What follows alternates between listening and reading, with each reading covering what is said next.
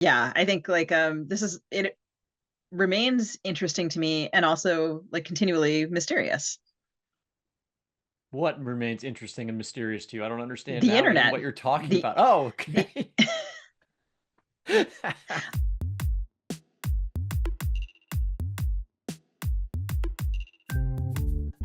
Hello, and welcome to the Fiction Nonfiction Podcast from Literary Hub, where we believe that every issue in your social media feed or on the evening news has already been tackled somewhere in literature.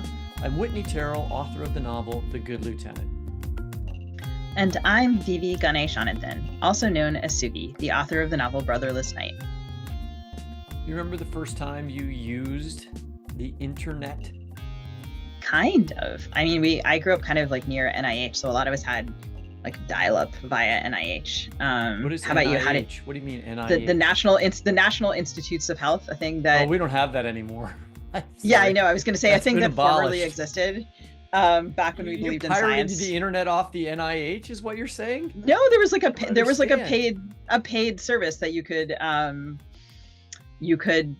pay a subscription fee and then you could dial in. I don't remember exactly how it worked, but it was like the way that most people I knew had their first internet, maybe in the DC area, or at least kind of among my friends. So how did Was you through get the the internet at National home? Institute of Health? What? This is crazy. I don't know what you're talking No, it's about. You didn't just sorry, have Whitney. AOL and like plug the phone That line was in? after. That was after. Oh, you were like an early adopter then. You were like, wait, and because I promise you, people in my neighborhood could not dial into the NIH.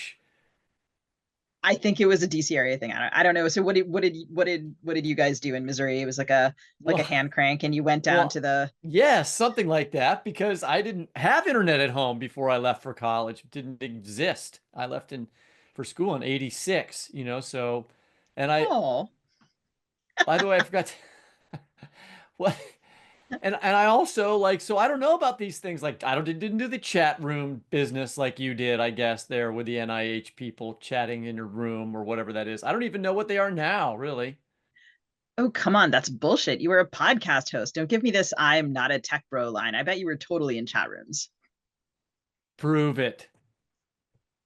You don't want to dare me to do that. I probably can. And to do so, I know just who to ask. Our guest, Vauhini Vara, who has spent a long time thinking about the half life of our internet histories and the costs and benefits of living in a world centered on, dare I say, dominated by the internet. Vauhini Vara was a finalist for the Pulitzer Prize, as well as a finalist for the National Book Critics Circle's John Leonard Prize and the Center for Fiction's first novel prize with her novel, The Immortal King Rao. Her story collection, This Is Salvaged, was longlisted for the Story Prize and the Mark Twain American Voice in Literature Award. She joins us today to talk about her new essay collection, Searches, Selfhood in the Digital Age. Vauhini, welcome back to the show. Thanks for having me. You begin the book with an essay titled Your Whole Life Will Be Searchable, which discusses your first encounters with the internet. And you quote the Grateful Dead lyricist, and I guess also internet activist, which I did not know, John Perry Barlow, who wrote, "We are creating a world that all may enter without privilege or prejudice accorded by race, economic power, military force, or station of birth." How do we get from there to Elon Musk buying Twitter, charging for verification, and then like becoming a political actor who's cutting government jobs for President Trump? Yeah, it's interesting. That's such an interesting quote because I think it sets up like sort of two things that seem to be in opposition, but that actually kind of go hand in hand. In that early on, there were these internet activists who were very resistant to the idea of government oversight of the internet because they believed in the internet as this sort of anarchic space where that could be sort of operating under a new set of principles that would maybe be, better, more idealistic principles than the principles that govern economic systems. But interestingly, even from the start, that kind of rhetoric was co-opted by companies that did not want to be regulated, right? And so John Perry Barlow made this grand statement, this manifesto about not wanting too much regulation for the internet. And the people who kind of attached themselves to that rhetoric were corporate CEOs who were like, you know what, this sounds great to us too. We're on board as well. And they started adopting that rhetoric, and that sort of set the foundation for the internet that we have now, which isn't thought of as a public utility in a way that maybe if different choices had been made in the 90s, it could have been.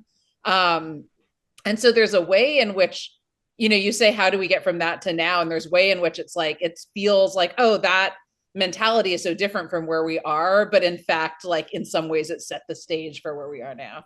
Well, I mean, Musk was specifically arguing that he wanted to buy Twitter so that it would be more about free speech, not less, right? And I think Exactly. what he mostly meant was like it would be have less moderation. And like if you said racist or things or started being anti-Semitic or you lied about stuff all the time, you would get kicked off. And he's like, but I guess that doesn't feel better. I don't know.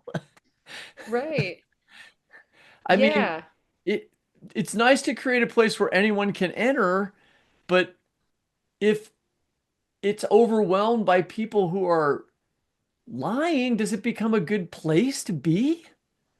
Yeah, I mean, I think the thing too is that a lot of these spaces not only allow anyone in and allow people to say whatever it is that they want to say, but in fact incentivize and reward the kind of behavior that you're describing here, right? And so, for example, these social media companies' algorithms seem to prioritize like strong opinions, Yeah, the more strong outlandish negative you are, the opinions in more, particular, yeah. right? And so it's not just that like it's problematic that people can spout these kinds of things. It's actually that it's like further amplified by the actual technology. And I still use X, but I do notice there's no way for me to prove these things, right? But I see now there's a little band at the top where like if someone's doing a live space that it appears, and that person's talking. And those in my feed are inevitably conservative, right? I mean, I do feel like Musk is using the algorithm to promote his ideology. Yeah, I mean, I don't know. These companies don't have to be transparent about how their algorithms work, right? I've seen some research that suggests that Twitter or X is becoming like conservative views are being propagated on X. I wonder, like, that's probably partly because a lot of more progressive people have left the platform. Hmm. It might also be because Elon Musk and the people who work for him are amplifying those views in particular. But we don't have a good way of knowing. And I would argue that maybe like that's even more of a problem, right? Like the fact that we can't say with any certainty that like these right-wing voices are being amplified because that's what they've decided to do is almost like that lack of transparency is almost more of a problem, I think, than the fact that it's happening. And I feel like I also, I think, have experienced what Whitney is describing, where I look at X and I mean, God, I just really mourn the loss of the space where I encountered so many smart and reliable and honest people. And now the space is really cluttered, like in the same way that search on Google and with other engines has deteriorated.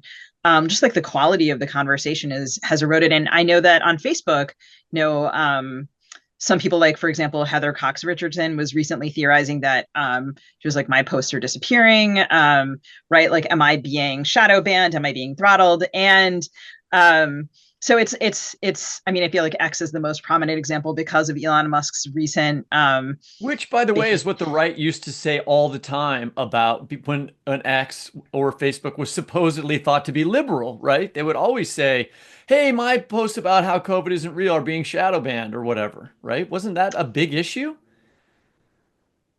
I mean, these Yeah. conspiracy theories.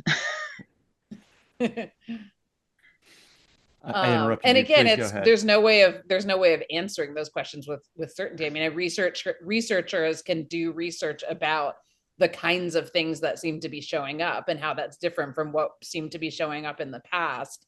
But unless there's a whistleblower inside these companies saying like this is exactly how our algorithms work, there's no way of knowing like what the set of decisions is that leads to a post showing up or not showing up on any of our feeds. So wait, have you read the memoir by the former Facebook person that Facebook was working so hard to prevent from coming out at all? I have not read it yet. I've read about it. Yeah, I feel like it sounds so interesting. Anyway, when we both read it, let's discuss. But I Yes. also was bringing up Facebook because in the essay We Can All Connect and Share, you talk about editing the very first article about Facebook for the Stanford Daily all the way back in 2004. And in this article, Zuckerberg sounds earnest and corny, and you show that he almost immediately began talking to advertisers about how they could use the information Facebook was collecting on its users. And of course, this kind of personalized data is now like a thing that a lot of us are worrying about. So I wonder if you could read a passage from that essay and talk about how monetizing user data became such a fundamental business practice on the internet. Yeah. So what really interested me when I went back and looked at the stories I edited for the Stanford Daily back in 2004 is that the rhetoric Mark Zuckerberg was using at that time is so similar to the rhetoric he uses now. He was talking about wanting people to connect. He was talking about wanting to bring people closer, wanting people to share with one another. And at the same time, it'd be interesting if it were the case that like those were the origins, and then over time, like that ideal was corrupted by technological capitalism. But it seems that even early on, as early as 2004, the company was going to New York and making presentations to marketing and advertising people saying, we can target advertising based on the identities of the people who are using this this platform. So let me read that part. I, like Zuckerberg, was an ambitious child of the 1990s. When I graduated from high school and went to Stanford, I immediately signed myself up to write for the campus newspaper. By my senior year, I was the managing editor for news at the Stanford Daily. And so when Zuckerberg opened Facebook up to Stanford students in February 2004, it was the site's third campus after Harvard, where Zuckerberg had gone to college, and Columbia. I edited the Daily's article about it, written in early March by a reporter named Shireen Sharif. I know it sounds corny, but I'd love to improve people's lives, especially socially, Zuckerberg told Shireen. He'd recently been called before a disciplinary board at Harvard, according to the Harvard Crimson, after taking photos from Harvard dorms' literal Facebooks, physical catalogs of residents, and building a site where people were shown side-by-side photos and asked to judge the subject's hotness. It seemed that the trouble had humbled him. This time, he said, I really went out of my way to build robust privacy settings. People haven't really complained much about privacy at all. Zuckerberg, noting that it was costing just $85 a month in server costs to run Facebook, also told Shireen that recouping the investment wasn't an urgent priority. In the future, we may sell ads to get the money back, but since providing the service is so cheap, we may choose not to do that for a while, he said. 1 month later, according to a media kit posted online by Digiday, Facebook's chief financial officer at the time, Eduardo Savarine, was pitching a New York marketer on the opportunity to target ads on Facebook based on users' sexual orientation, personal interests, and political bent, among other factors. The first page of the media kit featured a quotation about Facebook. Classes are being skipped. Work is being ignored. Students are spending hours in front of their computers in utter fascination. The Facebook.com craze has swept through campus. It was from the beginning of Shireen's article. Savarine's pitch to advertisers was prescient, if aspirational. While Facebook didn't offer detailed ad targeting at the time, it would within several years, as people increasingly deployed their own personal information in service of their profiles. Alongside our article, we had printed a chart in the paper showing Facebook's user numbers in its earliest days at Stanford. On its first Thursday, 3 people. On Friday, 13. On Saturday, 28. And as of the Thursday, a week after its launch, 2,815 people. Some students had resisted, at least at first. It's a system designed for people who feel insecure and need to numerically quantify their friends, a senior named Alejandro Fung said in the Stanford Daily article about its launch. But most, myself included, were enraptured. Nothing validates your social existence like the knowledge that someone has approved you, or is asking your permission to list them as a friend. A sophomore named Mike Rothenberg, who'd already collected 115 friends, told Shireen. It's bonding and flattering at the same time. Thank you very much. Um, so let's talk about the enraptured part of this. I mean, obviously there are things people do actually, and you yourself like about um, social media and these various platforms that we're talking about here, our internet selves, right? And one chapter of the book, which I thought was really cool, lists what I suppose are actual searches from your Google search archive in a kind of like prose poem situation, you know? Um, I mean, as we've discussed, Google and other companies store and sell all this information about us, and yet, do you find some value in being able to look back at all those searches into what you call a portal into the depths of human desire? I do. Yeah. I mean, when I realized that I had this archive, or rather that Google had this archive that I was allowed to have access to, of all my Google searches starting in 2005, I downloaded a spreadsheet full of all these searches, and I read through it. And what struck me was that it was probably the most comprehensive record of my life since the year 2005 that exists. I like have sometimes kept diaries. I text my friends and my family members. I send emails, but that doesn't capture like the sort of my day-to-day concerns, both superficial and deep, over the course of every day since the year 2005, the way Google does. And I find that complicated, like I find it moving and like intellectually interesting to look back at that archive. I found it artistically interesting to sort of take what belongs to Google and reconstitute it as a piece of literature that I own, right? It felt like a kind of reappropriation of my written language that somehow I hadn't previously owned, because it's actually Google that owns it and monetizes it. And at the same time, I have to contend with the fact that, it's not as if doing that is such a subversion of Google's intent that like Google can't benefit anymore. Like Google doesn't care if I make like a cute lyric essay out of my Google searches. They still benefit financially from my information the way they always have. And so, it would feel really neat to be able to say, I found a way to reappropriate this. Now it's all mine. It's not theirs anymore. And yet that's not the case. I've been using DuckDuckGo for about a decade, so I'm out of luck on the searches. I don't think that I can get those back from them because I don't think they keep them. It's interesting to think about. I have thought about this a lot recently, that, right? So 2004, Mark Zuckerberg was in that class. Jared Kushner was also in that class. Matt Iglesias was in that class. Ruben Gallego is somewhere around there. Elise Stefanik was somewhere around there. Wow, yeah. So all of these people who are involved in sort of related conversations are part of this kind of like the collegiate soup of this time. And I also want to mention that the book I was obliquely referring to before was Careless People by Sarah Wynne Williams, for people who might be interested in looking that book up.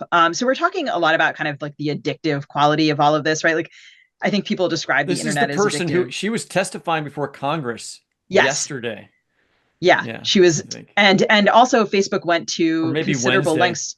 Yeah, trying to. We're recording on Friday, April 11th, so she was just testifying in Congress, and Facebook went to considerable lengths to try to prevent any of this information from coming out that she's talking about. And we're talking a lot about kind of the addictiveness of the internet, and like one of the addictive things about the internet, of course, is shopping, and I will say that like I love shopping on the internet. It's the worst. And I have like particular habits about it and like ways to be strategic and like to make it feel like I'm being productive. In your way of disciplining yourself around that form of addictiveness, was to, every time you bought a product from Amazon, you made yourself review it in an attempt to make it difficult for yourself to buy products from Amazon. So can you talk a little bit about how that experiment worked for you, and if you think individuals have a chance of making a difference against these kinds of tech monopolies, and what kinds of tools we have other than boycotting to fight the kind of privacy encroachment that we're talking about regarding Amazon and Facebook and so many other companies at this point? Yeah, there's so much there. I mean, you know, what started this experiment for me was this conversation with a close friend of mine who does not use Amazon or shop at Whole Foods or use any other Amazon products. And, I got in this sort of like tense conversation with her in which, when she described her reasoning, I heard it as, I'm doing all this so that I can take Amazon down. I later realized that was not what she was saying at all. And what she was saying was, nothing I can do is going to take Amazon down. I've decided not to shop on Amazon in order to feel right with myself, essentially, in order to feel that I'm living according to ethical principles that are important to me. And that was a really helpful reframing for me. This idea that we can make these personal choices, even if we don't expect that they are going to change anything, right? It feels very relevant, actually, to all kinds of things, not just our commercial decisions as consumers, right? But our decisions like as political players in a democratic system with agency. So I went through this period where anytime I bought something, I was trying to put sort of pressure on the buying on Amazon decision by reviewing it, which took work, and also explaining in my review why I had to buy on Amazon rather than somewhere else. What I found in the process was that as time went on, my bar got lower and lower. It became like easier and easier to justify away making a purchase on Amazon.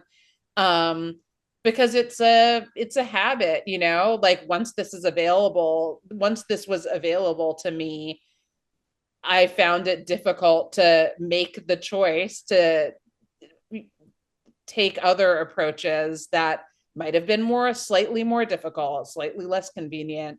And, I'm definitely not the hero of that essay, right? Like the fact that we get to the end and I'm still not only am I not successfully getting off Amazon, I'm probably like accelerating my Amazon purchasing as we get closer to the holidays, right, of the year in which I'm writing. And the reason I was willing to kind of put myself as a narrator character in that position was because I know I'm not the only person who finds herself in that position, right? And it feels useful narratively to sort of cast myself as a kind of villain of this essay, so that as a sort of like manifestation of the problem that the book is about in general, having to do with our agency and how we exercise it. To answer your other question, though, about like what we can do if it's not the case that like not buying on Amazon is gonna take down the company, what else can we do? And I think like recognizing our own agency is sort of step one, which is why there are all these, like in that essay and throughout the book, I'm very concerned with my own agency and honestly my own failures to take responsibility for my actions. Because, if we position the situation as there are these big technology companies, they're exploiting us, we're using their products because they're so good at coercing us into using our products or even forcing us that we have no other choice, it would then follow that like this is just the world we live in, and there's no possibility for change, right? Like if it's literally the case that we are being forced to use these products and we have no agency in the matter, and they want, like it's just going to be this way forever.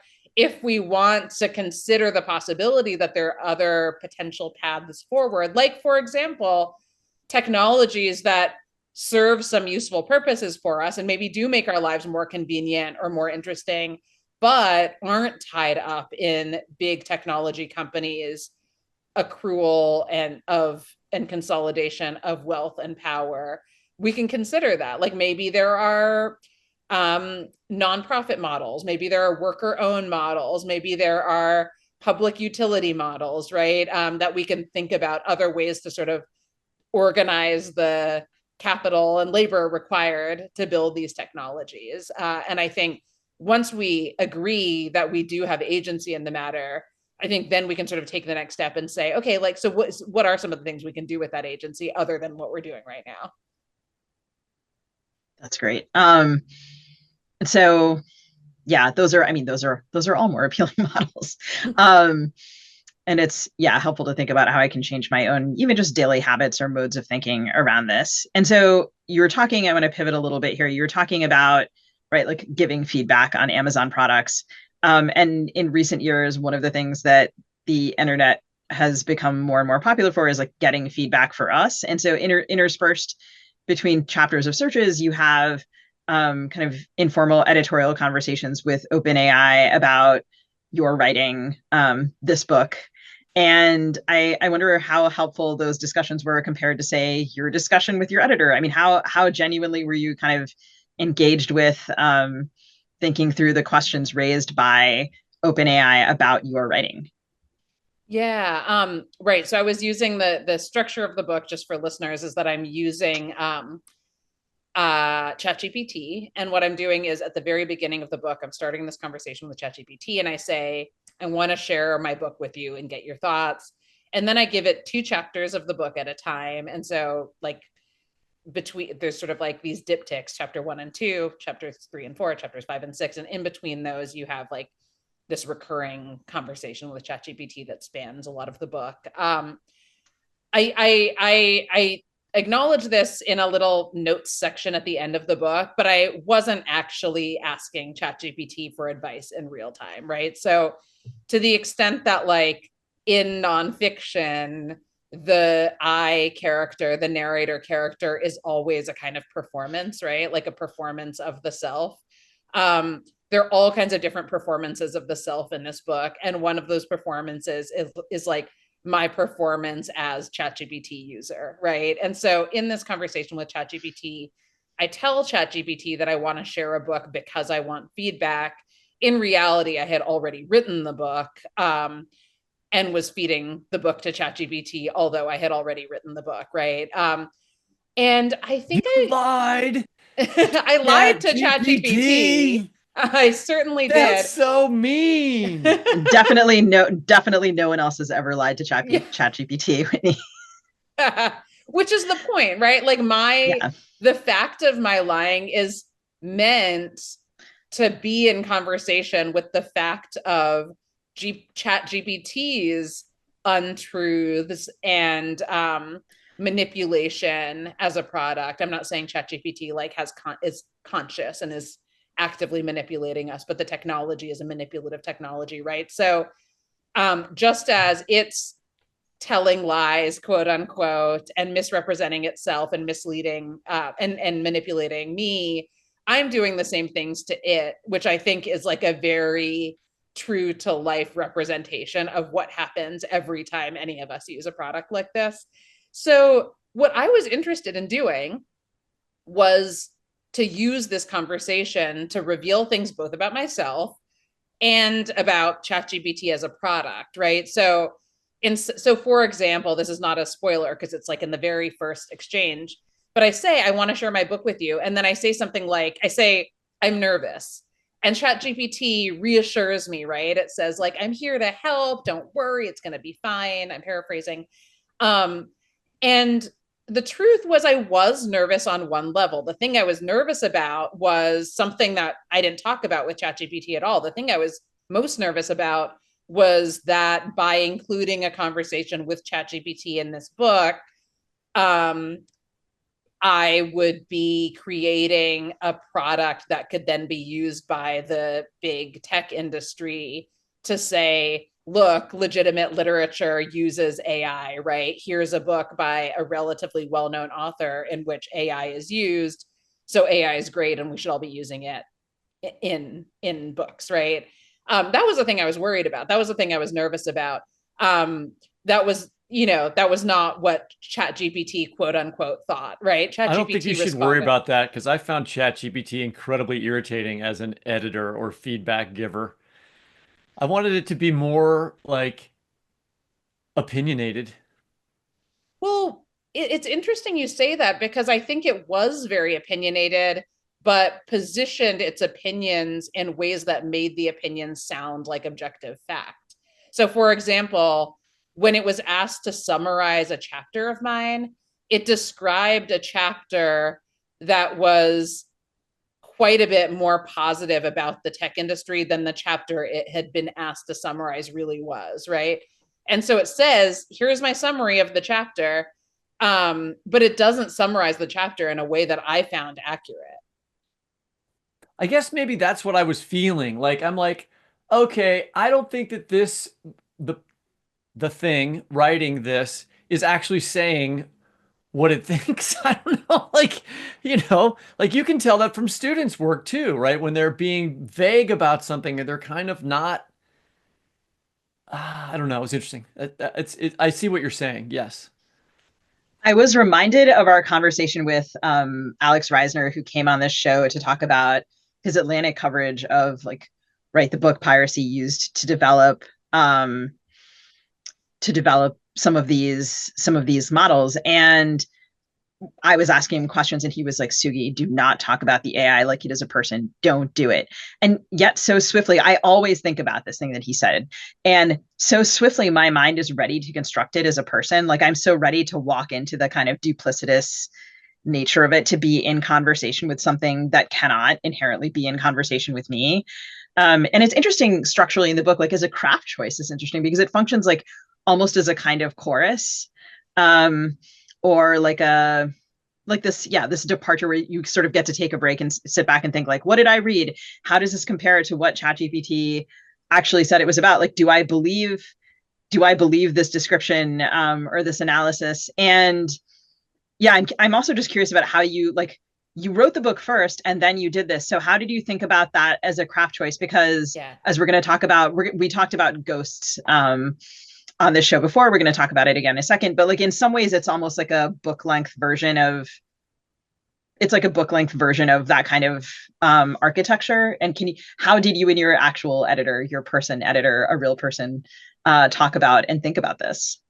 Yeah. Okay. So there's so many things to deconstruct.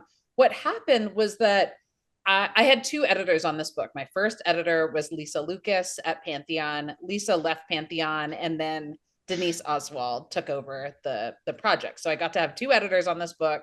Lisa was the first editor, and when she got the book, it consisted only of the sort of more experimental, even numbered chapters in the book. So the ones like made up of my Amazon reviews and my Google searches. That was the book I gave her not long ago, like in February of last year.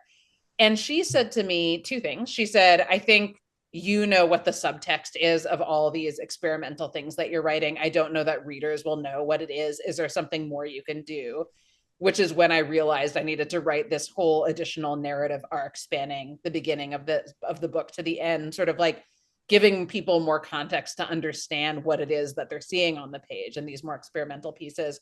She also said somewhat offhandedly, ChatGPT is here now. I wonder what would happen if you engaged with ChatGPT by giving it material from the book, which at first I naturally recoiled against, but then I wondered whether doing so would allow me to, have the same kind of implicit critique of the technology of the product that I do of other products through those experimental chapters. And so my goal was to get people to think critically about ChatGPT by putting it in the book.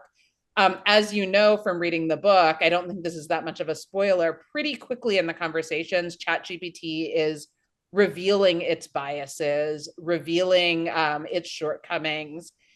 And Didn't you ask it to stop using bullet points at some point?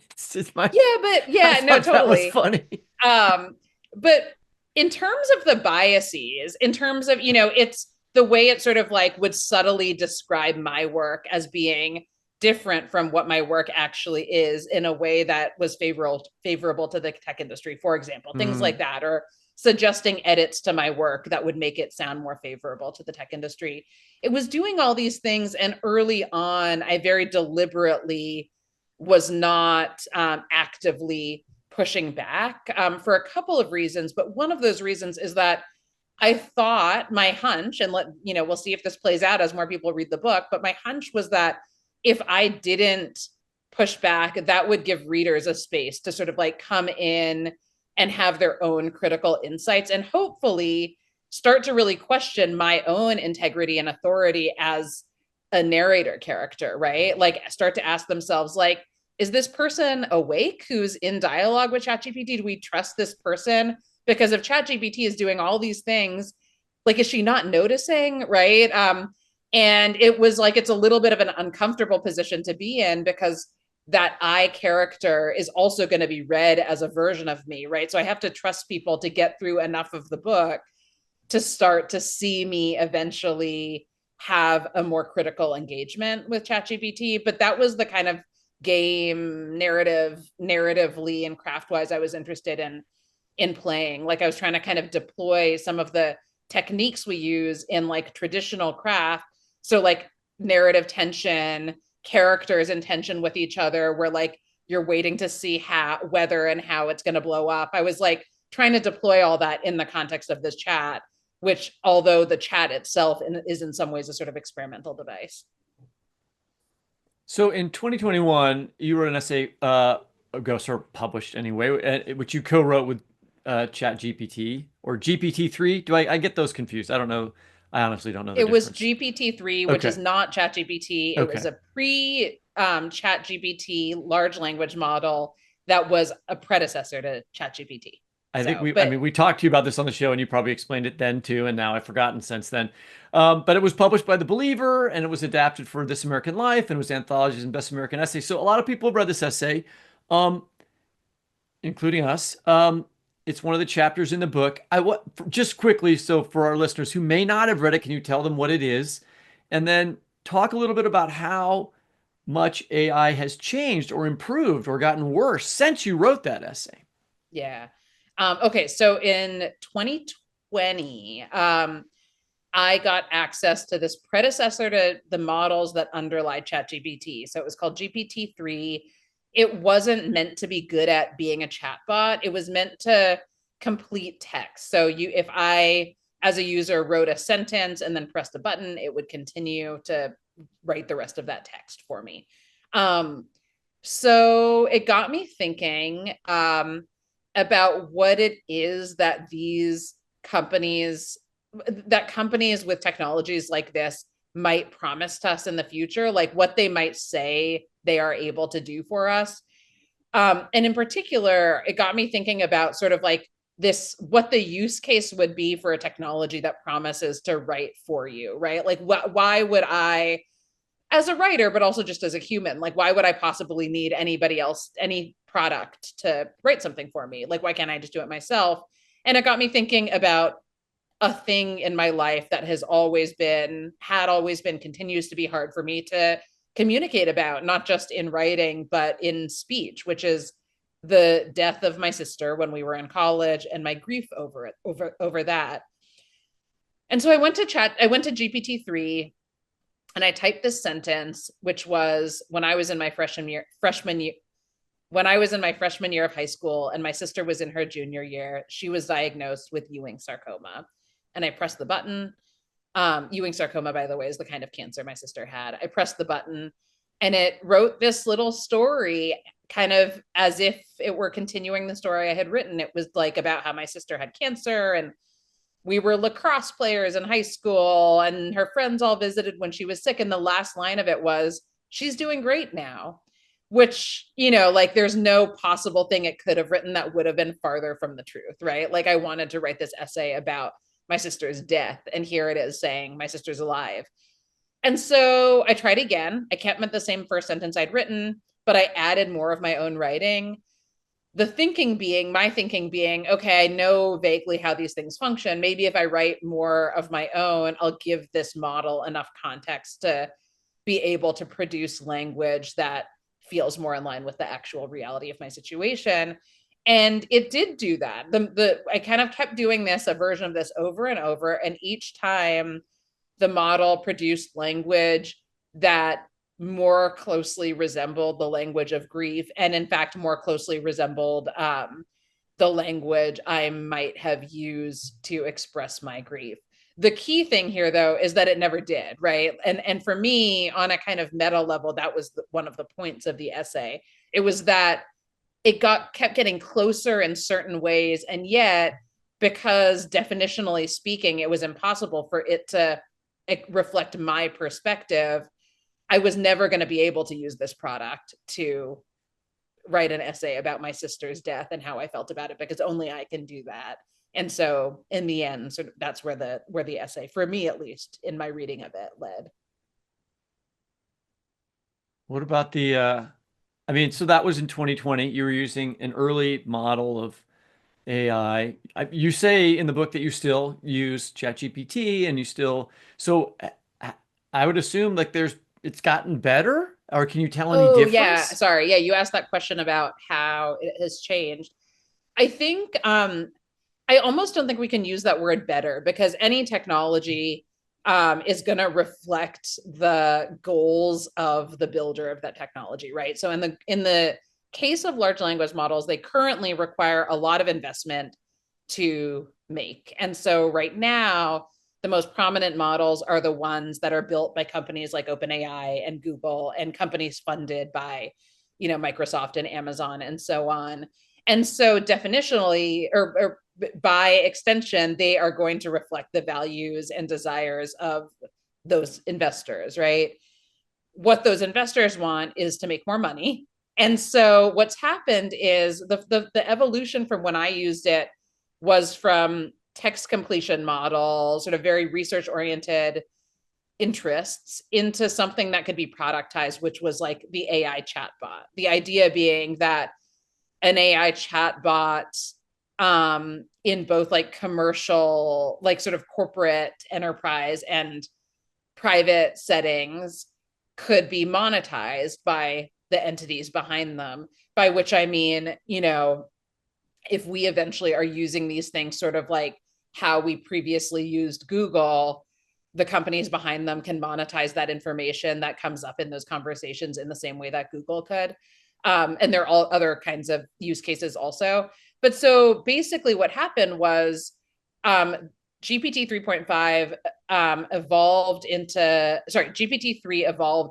GPT 3.5 and GPT 4, which are the models that are behind ChatGPT. People often will point to like the pros those models generate. Like if you ask ChatGPT to write you a story, it's going to be what we call horrible. But the reason isn't that the technology is not capable of writing like a sentence one might call moving or beautiful, because I would argue that it did that in Ghosts. It's that the technology has been fine-tuned by the companies to be good at being a chatbot, which requires, for example, that the output is predictable, that it sort of is going to have these safety guardrails that's going to keep it from sort of like spewing, ideally, right, from spewing dangerous rhetoric. And all of the things that you need to do to the technology in order to get it that way are sort of like anti-originality, anti-creativity, to the extent that originality and creativity rely on surprise and text language that is not statistically probable text and language, right? Or predictable. So that's what's happened here. I think beyond that, the next phase is that these companies are interested in having us use these products, these sort of chatbot-like products, as kind of like personal assistants. They call them AI agents. So to like book our restaurant reservations or email with our coworkers, like that's the future they envision. And so there you can see, like, again, how they would then want the technology to evolve in order to be in keeping with that. And we're already seeing in some of the more recent models, the way in which like the rhetoric, the language that these models are generating is as language that's like somewhat more what we would call like friendly or conversational, a little bit less stiff and robotic sounding, right? And again, you can sort of reverse engineer that back to the goals behind the use of that language, right? Like if they want to make the case that we should use these products like to do all of our personal and business communication, it is gonna we need to be convinced that like we can trust these things. And as Suki pointed out earlier, like we kind of need to be maybe subconsciously guided into feeling like we're conversing with something that sort of sounds like regular people we're used to talking to, right? So I think that's always interesting to think about. Like when we see the text, I think we have a tendency to be like, oh, like this is like a human versus machine kind of dynamic. Like the machine is so stiff, or like the machine isn't capable of doing X or Y. And I think it's more interesting to think about like the corporation behind the machine. Like, why is it that they built it this way? Because then that helps us understand what their motivations might be. I really appreciate how you articulated the relationship between creativity and surprise. I mean, of course, like, right, an algorithm or this kind of like the way that the predictability model is like built in exactly the way that it shouldn't be to be any of the things that we prize in art. And I think like, I mean, I'm the sort of like crabby person who like I will never use self-checkout if a person is there. Like when Delta is like giving me an AI agent, I'm like, I hate you, give me a representative. And I'll type that more or Sugi, less. self-checkout is one of the best inventions I hate of the modern self-checkout. I want age. people I to don't be know what you're paid. talking about. People should be paid for jobs. Anyway, I'm very crabby at every opportunity to be crabby about this. And like maybe that's yeah, whatever tiny tools I have remaining. I just was thinking about like Sam Altman recently posting that thing where it was like, oh, this is a short story written by AI and it's good. And I was like, no, Sam Altman, it's not. And then also, you know, writers I really admire, like Jeanette Winterson had this whole piece in The Guardian about how she admired it and thought that AI was like what humanity needed. And yeah, I wonder, like, did you read the story? What did you think of it? Yes, I have thoughts. So here's my hot take on that story. I interviewed Sam Altman, as I write about in the book, in 2017. Sam Altman and I like talked about the art he admires. We talked about the writers he reads. I recommended Elena Ferrante to him, and he went out and bought some Elena Ferrante books and was reading them. I think it's really easy to say these tech bros don't know what art is. I think actually, like, in my very brief interactions with Sam Altman, I came away convinced enough that like he has some sense that he loves loved at the time, at least, Alice Munro stories. He had like what I would call pretty good taste. So I have to ask why, presumably, like Sam Altman had access to this language model that he's talking about, which he claims is capable of creating more, generating more creative text. He had access to this model. I bet he played around with it a bunch. He posted a story online that was like one of presumably many stories that he got it to generate. So my question is like, why that story? Because yeah, I mean, in my subjective assessment of the story, like that's not a good story. So why would he choose that story? Well, it's a story narrated from the point of view of an AI model, right? Like an AI chatbot. It's narrated in such a way using language that makes it seem as though that AI chatbot has feelings about things, sort of the way that we do. It talks about a sort of like grief adjacent sensation of loss when the person it is conversing with steps away and stops using the chatbot, right? What I wonder is like, what purpose that serves for OpenAI. Like, why does OpenAI want that story to be out there?